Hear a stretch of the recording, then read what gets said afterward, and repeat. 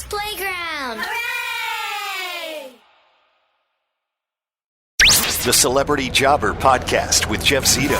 If you like what you hear, please subscribe, give a 5-star rating, and leave a review. Check out all our past episodes on Apple Podcasts, Spotify, or wherever you pod. What if these celebrities weren't famous? What would they have become? What was their first job? We're about to find out. You know our next guest best for being on the Howard Stern Show for about 15 years. What a wild ride that must have been. But what about before the Howard Stern Show? What was he doing? A lot of stuff. New documentary out called The Joke Man, which I believe you can stream everywhere right now. Jackie the Joke Man Martling, my guest this week on Celebrity Jobber. So tell me a little about yourself, Jackie. Born on Valentine's Day. What a beautiful gift you were to mom and dad. I did a movie where I had to make out all afternoon with Florence Henderson. Really? And it turned out, that's in the documentary, and Florence Henderson, of course, was born on Valentine's Day. Really? So the coincidence there was just amazing. And here's this, at the time, she was 70, and she was so cute and so wonderful. And we sat there, we were in the background of a scene, and it was her grandson in the movie that was the main guy in the movie.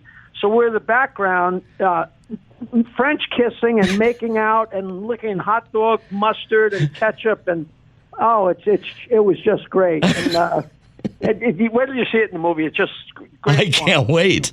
Yeah, that was called Venus and Vegas. Okay. And everybody's Joe Rogan's in it, and Molly Sims, I think she came and went, and the guy from Scrubs, and Eddie K. Thomas, or what, a lot of people in there came and went, and it just was a whole hoot. The whole world was in this stupid movie, but it was great fun.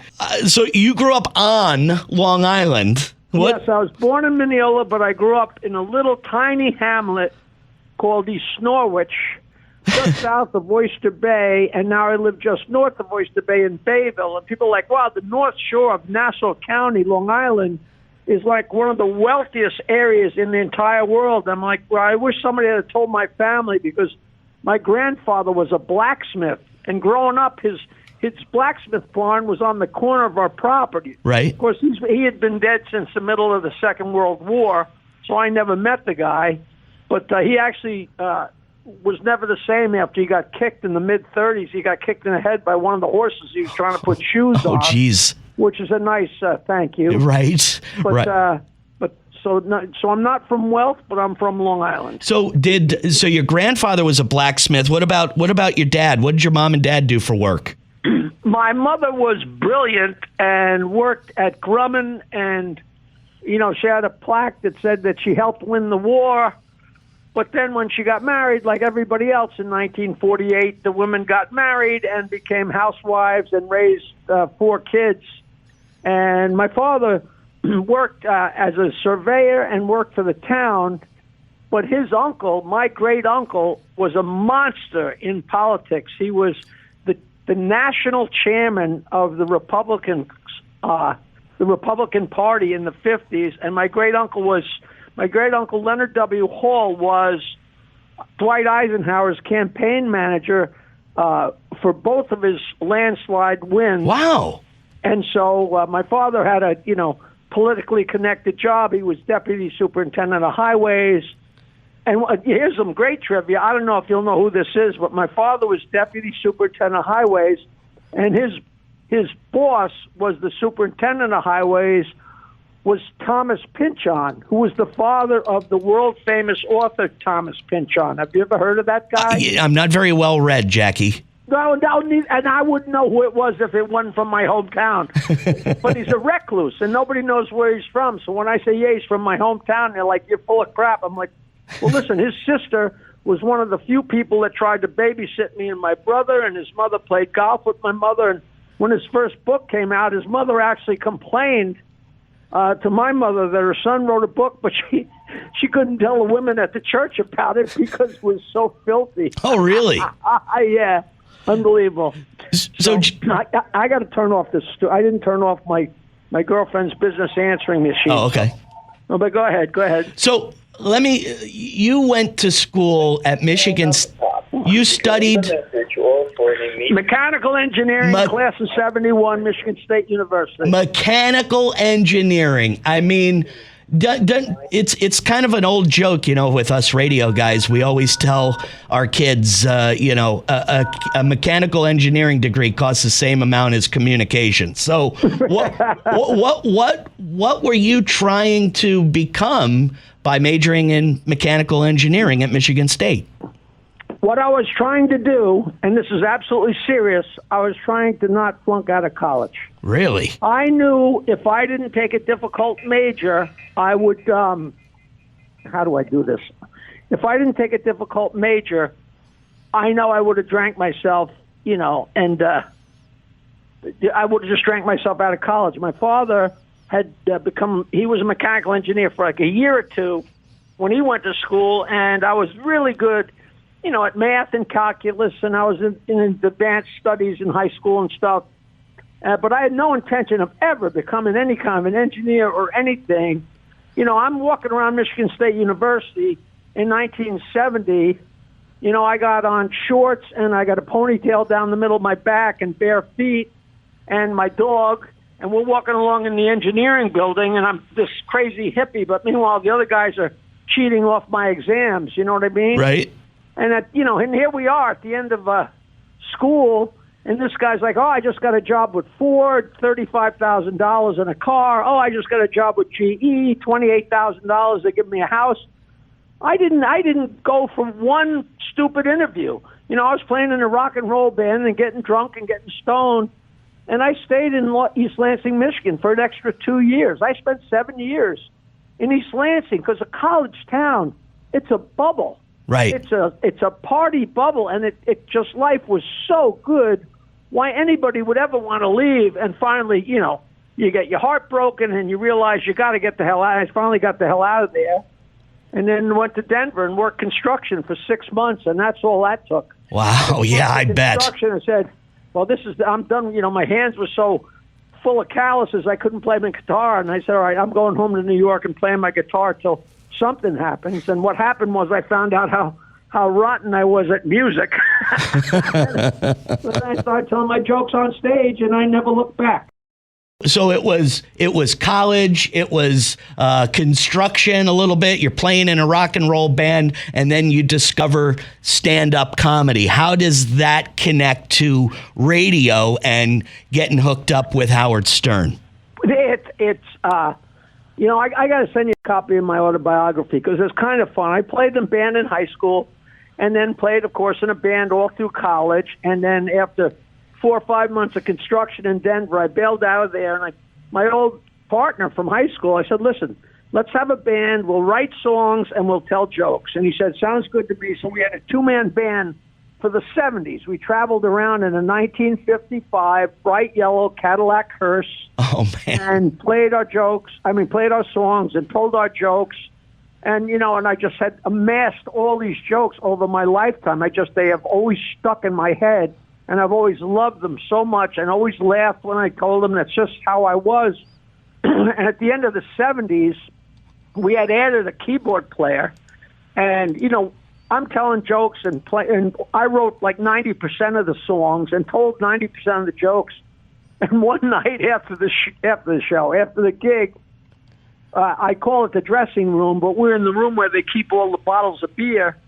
And the other two guys said to me, "Listen, Jackie, my old partner said me and Herbie are going to leave the band and start our own band." Right. I said, "Wait a minute. Listen here, I'm not a rocket scientist." But if there's 3 guys in the band and 2 of them leave to start their own band, that's kicking me out of the band. It's like it is. So then I played guitar and told jokes and played guitar and told jokes. And then I bumped into some guys. And it's a whole long story. And I wound up at Richard M. Dixon's White House Inn with Bob Nelson and Rob Bartlett and Eddie Murphy and all these characters. And then in 1979... That's where I dropped the pin of starting stand-up comedy. That was the first time I told jokes and played the guitar, as opposed to playing the guitar and telling jokes. Right. You know what I mean? That was and for the whole first year I was a stand-up comic, I actually had my guitar on the whole time, playing little snippets of parodies and telling jokes and being an idiot. And finally I dropped the guitar and I just told jokes. And I worked at a music studio in the 70s. That's a whole long story. But from working at the music studio, I realized any idiot could make an album. So after I had only been a comic for like 6 months, I had all these great shows on cassette, and I just transferred them to reel and borrowed $100 from 15 different people and sent the master tape and a few pictures and a few dollars to Nashville. And I'll tell you, when I went to Port Authority in Manhattan to pick up my 1,000 albums, right, you would have thought I cured cancer. I thought I died and went to heaven. But this is 1979. Right. And I'm standing at the door as people are leaving the comedy shows, and I'm selling albums. And the guys are making fun of me. Right. And this is like nobody else knew how. I mean, of course, Bob Newhart and Bill Cosby, those guys had albums, but they were with major labels. Nobody made their own album. Right. Not even Red Fox in the 50s. There was a tiny record company, and these guys are making fun of me. And then all of a sudden one night, like, somebody saying, you know what, we made $50 a piece tonight, and Martling made an extra $75 selling his stupid records. Maybe he's not that big an idiot. But then I made another record, and then I made another record, and me and my future ex-wife, Nancy Sirianni, was sending them everywhere. If I met you, I sent you stuff. And the amount of stories I have that people still come up to me and tell me how they wound up with my albums. And just one of the groups of 3 records, by the time I had 3 records, we were sending them everywhere. And I heard about this crazy guy that got fired in Washington, D.C., and the club owner down there that owned Garvin's Laugh-In said, you really should hook up with this guy, Howard Stern. He's a nut. He's going to New York. So I just mailed my albums blind to this guy. I never heard of him. I never listened to the radio. I was a hippie. I listened to CBS FM oldies, Right. And all of a sudden Nancy called me, and I'm in my mother's attic. The first joke lands, my mother's attic, where I had my dial-a-joke. And she goes, that guy Howard Stern called. He wants you to call him. I called up and said, hey, Jackie, this is Howard Stern. We listened to your records. You know every joke. We think you'd be a lot of fun. You want to come hang out on the radio today? So that's 30 Rockefeller Plaza as compared to working. I was producing the shows at Governor's Comedy Shop in Levittown on Long Island. So it's a pretty no-brainer. So I got in the car and went in, and I walked in, and there's Howard and Robin and Fred, and I sat down, and we laughed our asses off for 4 hours. And at the end of the show, Howard said, you're a lot of fun. Why don't you come back next week? So I came back once a week for 3 years for free. Wow. And, just kind of assimilated myself, just kind of worked my way into the program, passing Howard notes, giving him ideas. And then he got fired, and then he got rehired at K-Rock, and then all of a sudden he went to mornings, and he put me on 2 days a week, and I went from 2 days to 5 days very fast because he was a lot funnier the days I was there, making him funnier. Yeah. And then we went to the moon. And then, then 15 years of station after, I think it got up to like 55 stations, and we were number one. And I say we. He was number one in like a good deal of the 55 stations, and it was just the most exciting ride in the world. I bet. I was very lucky, but luck favors the prepared. Yeah, you're right. You're right. I agree with you. If you're not lucky, you're prepared. I totally agree with you 100%. So tell me, it sounds like your big break. I would consider that whole story pretty incredible. I would consider your big break, though, possibly, agree with me or disagree, when you went from, 1 day to 2 days to 5 days and you're earning real money. You start off on that show for free for 3 years. Was your big break? What do you consider your big break? Was it some part of that story, or was it your first check? My big break was Howard Stern opening the package with my records. Right. Okay. He opened it and he said, even though they were homemade records, who knew? He's new to New York City. Here's a comedian with 3 albums out. This guy must have something on the ball. And then that was my big break. Him opening those packages. Who knows what would have happened?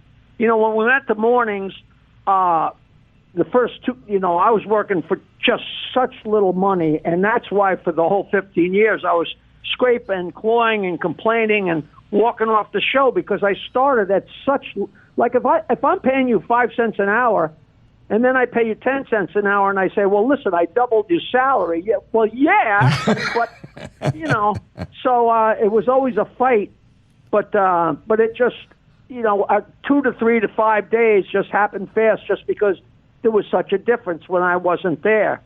But him opening the records, I'd say, was the absolute, you know, that was the big break. Maybe putting down my guitar was a pretty big break. Yeah. Yeah. Tell me a little bit about that joke line that has been something that still goes on today, I believe. I could call the joke line right now, can I?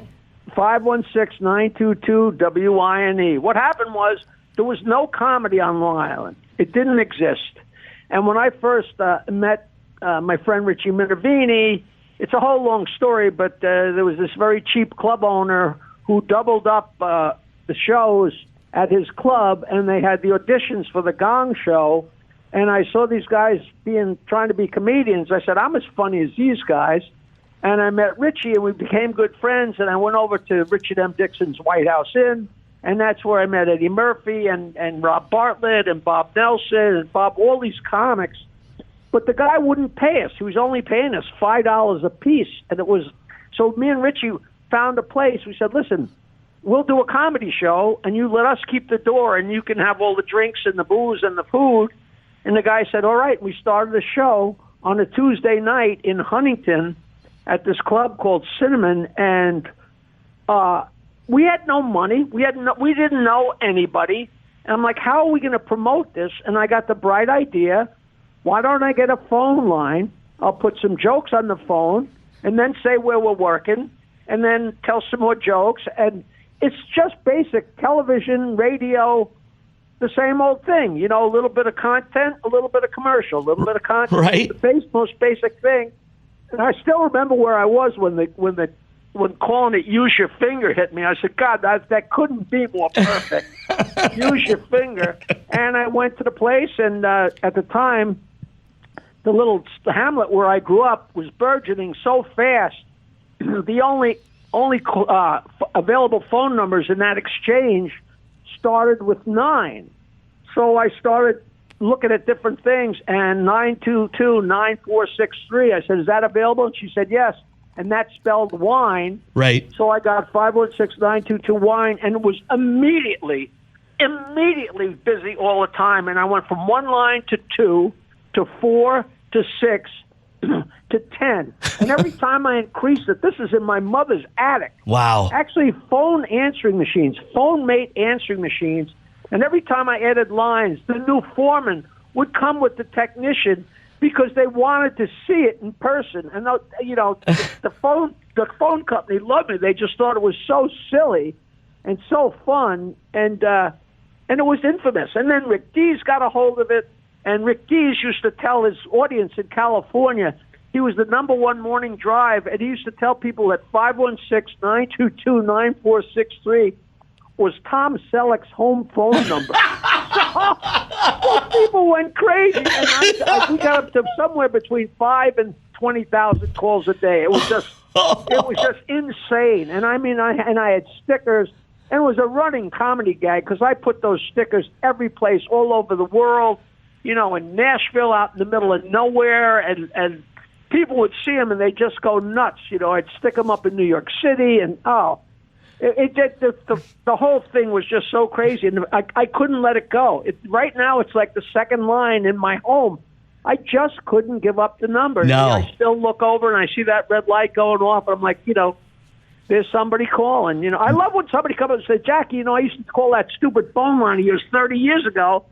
And I love saying, well, yeah, dial it now. And they say, what are you talking about? And they take out their cell phone and dial the number. Hey, this is Jackie. I love it when you use your finger. And they almost die of a heart attack. It's unbelievable. It's unbelievable. Watching a little bit of this documentary, I found out that you were a gymnast earlier on in your life. Tell me a little bit about that. Well, it's great because they decided to start a gymnastic team in Oyster Bay High School just when I got there. And it was ninth grade, and there was only like 6 of us. I mean, we literally used to go to gymnastic meets in the coach's car. Can you imagine nowadays going to the amount of insurance? And we literally go, and on the way home we'd stop it and get 15-cent hamburgers. It was the greatest bonding. Right. But there was very little gymnastics. So I was 3rd in Nassau County. That piece of tape, the fact that piece of tape exists is absurd because a local guy who, East Norwich was a very small town, and this guy whose son was on the gymnastic team, he's like 3 years younger than me, this guy Walter Campagna, his father had one of those, I don't know if you would remember, they were these little 8mm Kodak cameras. Oh, sure. Like a 3-minute roll of film, and then you'd have to change it, and he brought the camera to film his son. But he filmed like an entire minute of my floor exercise routine. And then 20 years later, Walter says, hey, I got footage, and then I got it digitized. And it's unbelievable that exists. And I was 3rd in Nassau County, which is the county I'm from on the North Shore of Long Island. I mean, in Long Island. But in those days, nobody was any good. Like the guy that came in number 1 was unbelievable. But the guy who was number 2 was way, way down from him. And I was the 3rd best, but I was at the bottom. I was at the top of the bottom or the bottom of the top or whatever you call it. Right. I was nowhere near a natural gymnast. I worked my ass off. But people see that piece of tape and they're like, Jesus, you were doing that on the hard gym floor? And I'm saying, yeah, there was no such thing as a floor exercise mat in 1965. We're doing handsprings and backflips and all that stuff on the hardwood basketball court, And it was so much fun. And the fact that exists, people they go nuts. I'm an old guy. I mean, I was so enamored with JFK's youth council for the JFK's President's Council for Youth Fitness. Like we were all doing pull-ups and push-ups and sit-ups and, back then, you loved the president, you loved your country, and it was like it was a whole pride thing. So I was in good shape, and I enjoyed that, And from playing rock and roll all through high school and college, I managed to keep the belly off until, And then when I put down the guitar, I guess my belly said, well, now we got room to go out a little bit. What do you think? What was your first job, Jack? Do you remember your very first job? First job as? Ever. First job you ever got a paycheck for or under the table money? I was so lucky.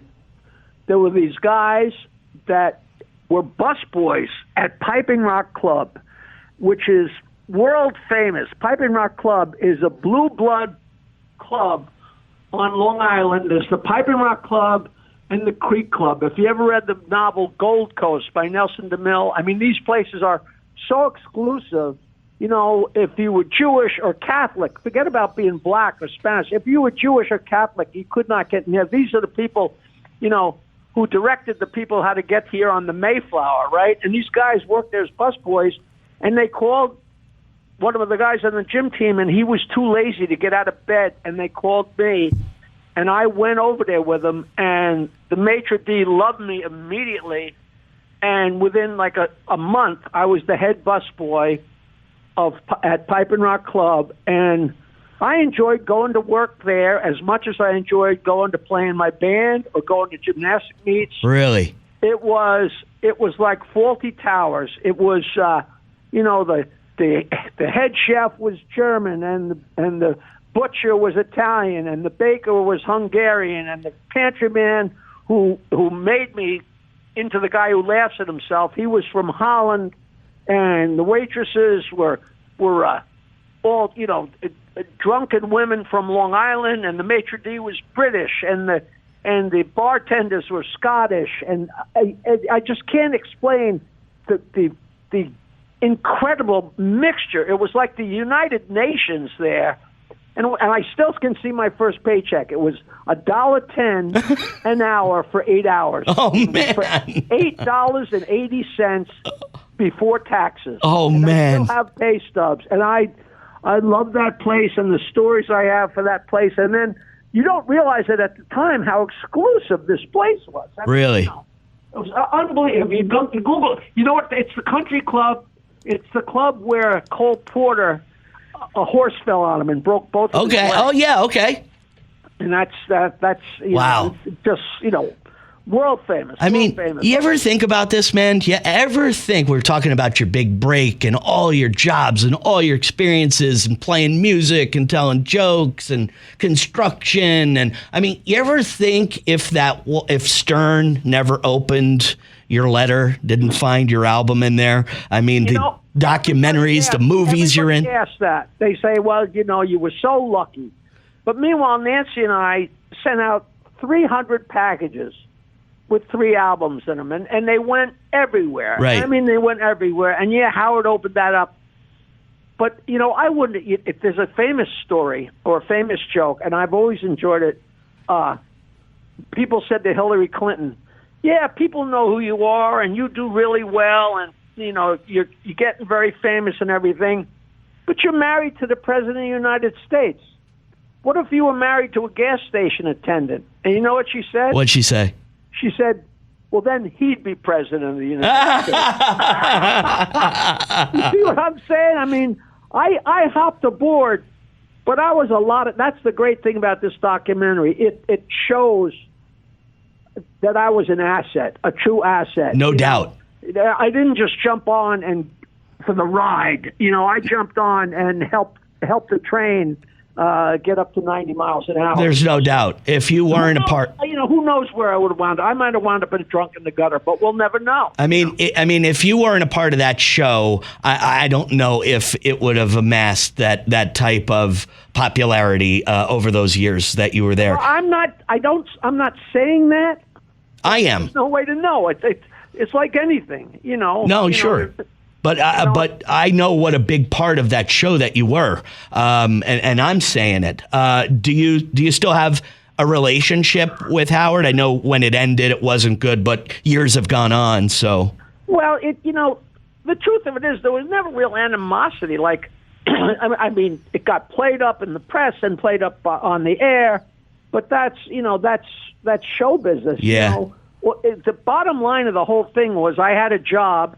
And I asked my boss for a raise, and it was more than he wanted to pay, so I went home. And right. That's as simple as it was. And nowadays, I send him a happy birthday email, and he writes back and sends me a happy birthday email. And it's like there's no animosity, and it'll be very interesting to see if he winds up seeing this and his take on it, because there's no malarkey. Everything in the documentary is absolute gospel truth. Just.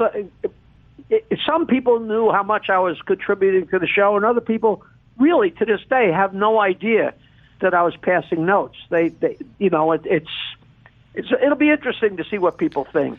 Is there one moment or memory that just stands out more so than any other? I mean, you've had so many experiences, interviewed so many people. I mean, but is there one thing that just kind of is front and center on your mind?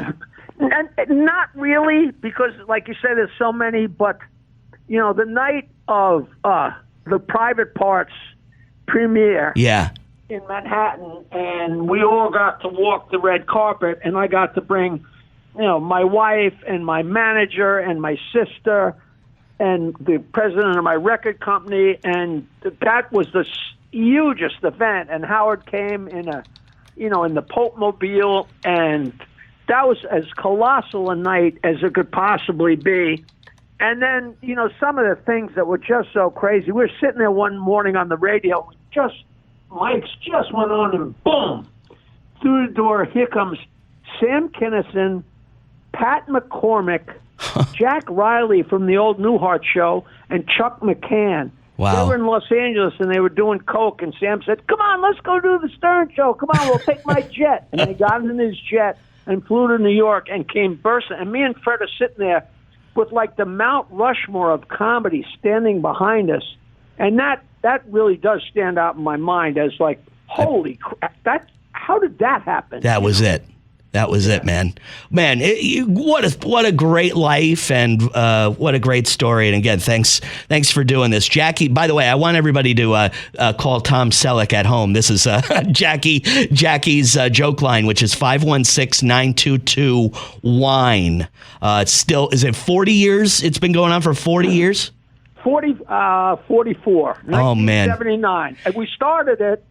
The reason I started the line was to promote the very first comedy show on Long Island. There weren't any comedy clubs. That show grew into the East Side Comedy Club, but that line was specifically to promote the show that we were doing in Huntington, the first comedy show on Long Island. And and it was just famous. You know, Rick Rubin, the famous producer, who's so monstrous. The first time he came on the show, I think we were doing the Grammys or something in Los Angeles at the Roosevelt Hotel, and all the different radio stations would be in the big ballroom, around the perimeter. And so the celebrities could go from show to show, from Buffalo to Kansas City, whatever. And Rick Rubin came and sat down across from us, and the very first thing, when he sat down, he looked at me and said, Jackie, I called 922-WINE every morning of high school. He went to school in, like, Long Beach or somewhere on the South Shore, in, like, the 5 towns. And, like, that what a wonderful endorsement. This is Long Beach. He was already Rick Rubin, but he wasn't that Rick Rubin yet. Right, sure. What I mean? Just classic. And I love stories like that, Oh, absolutely. The documentary is called Joke Man. Is that going to be on Amazon Prime, or where's it going to be? I know it's on iTunes. It's going to be on Amazon. It's on a real lot of streaming services. But what happens is if it gets, attention, then it gets moved up. Okay. You know what I mean? That's just how it works. So I don't know any of the whys and wherefores. I just know it's going to be in a whole bunch of different platforms. But I'm sure if you Google Joke Man, and all the connections are on jokemanmovie.com. So if somebody just goes to jokemanmovie.com, it'll tell you exactly what to do, where to go.